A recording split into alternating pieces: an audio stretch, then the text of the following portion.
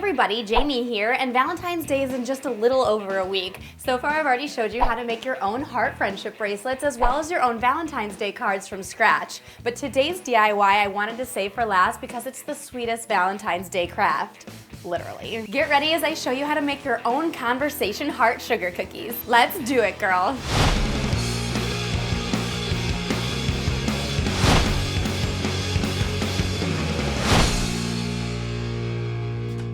Okay, so in order to make these cookies, the baking tools that you're going to need are a few mixing bowls, a whisk and a mixing spoon, a rolling pin, a baking sheet, parchment paper, an airtight container or saran wrap, and a heart-shaped cookie cutter. Now there are a lot of sugar cookie recipes out there, but if you wanted to follow along with me, you're going to need 2½ cups of flour, 2 teaspoons of cornstarch, 1½ teaspoons of baking powder, a 1/4 teaspoon of salt, a 1/2 cup of butter, 1 cup granulated sugar, 2 eggs, 2 teaspoons of vanilla extract, a 1/2 teaspoon of almond extract, and a 1/4 cup of coconut oil. And finally, for your frosting, you're going to need a 1/2 cup of butter, 2½ cups of powdered sugar, 1 teaspoon of vanilla, 4 ounces of white chocolate, a 1/2 tablespoon of milk, and food coloring or coloring gel. Now's a really good time to tell you that for all of these recipes, you can always sub out the butter for a non-dairy version or the milk for almond milk or soy milk or something like that. And if you have an electric mixer, I'm totes jelly because that is the easiest way to go about doing this, whereas I still live in the Ice Age and I'm doing everything by hand.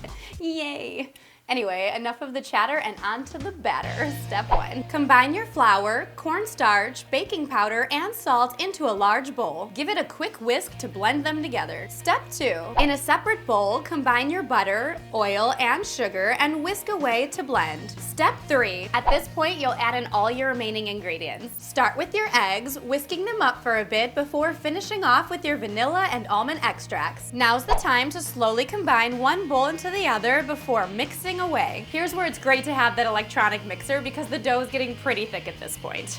But at least I don't have to go to the gym today. Yeah. Step 5. Once your dough is good and ready, it's time to refrigerate it. This step is very important because it helps solidify the dough for baking purposes. You can simply scoop it into an airtight container, but I like storing my cookie dough in a more professional manner, and here's how you can too. Roll out the dough into a log shape, wrap it in parchment paper, and then once more in plastic wrap. Now your dough is the perfect size for slicing and shaping when you're ready to use it. Either way, refrigerate your dough for at least 2 hours. For security's sake, you might even want to prep your dough to refrigerate overnight so that way it's all ready for you in the morning. Once your dough has finished forming, it's time to cut it out into your heart shapes. Place down some parchment paper and sprinkle a bit of your flour onto the surface. Using your hands or rolling pins, spread out the dough between 1/3 and 1/2 inch thick. Then use your cookie cutter to separate your dough into heart shapes. Place each cookie onto a baking sheet lined with parchment paper. All right, let's bake that dough. Preheat your oven to 375 degrees Fahrenheit. Carefully place your cookies into the oven and then bake them for 8 to 10 minutes. Now, I'm more of a soft sugar cookie kind of girl, so if you want to be like me, go ahead and pull your cookies from the oven before they start to brown underneath, otherwise you're going to get more of a crispy cookie. When finished, remove your cookies from the oven in order to cool. Dat dodo. Sounds like I'm talking about a dodo bird. You know what? That word doesn't really work for that phrase. Anyway, Operation Sugar Cookies complete. New mission, colorful frosting. Step 1. Toss your butter into your bowl and mix until creamy. Add in your vanilla and then your powdered sugar. Now's the time to add in your white chocolate, but it needs to be melted first. This is the same process that I used for my DIY lip balm tutorial, so if you have any questions on how to make or use a double boiler, just go ahead and refer to this DIY. And of course, you can always put a few chips in a bowl and then microwave them to melt them instead. Finish off everything by tossing in a 1/2 tablespoon of milk, adding more so if needed to get the right consistency. And switching arms. Looks like I don't have to go to the gym tomorrow either.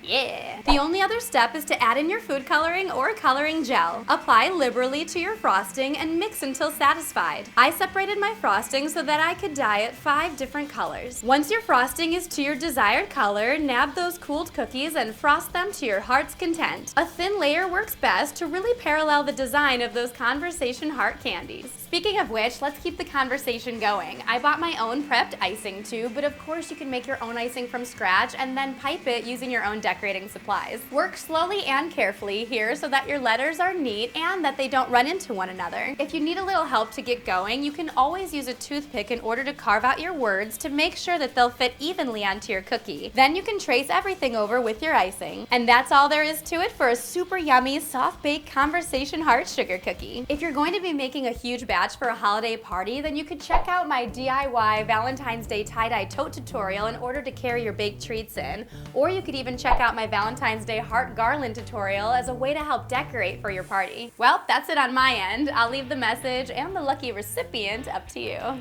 Go get 'em, Tiger. How did your conversation heart sugar cookies turn out? Tweet me at Jamie Petito, Instagram me at Hey Jamie, or just tell me all about it in the comments below. We did it, Gurl. I'm Jamie, and you're on Gurl.com. If you thought this DIY was as sweet as this subscribe cookie, then don't forget to subscribe to our channel. Woohoo.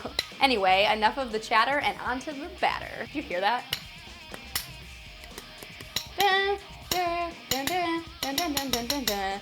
Dun, dun, na, na, na, na, na, na, na, na, na, na. Who needs to bake cookies when you can just hear this all day?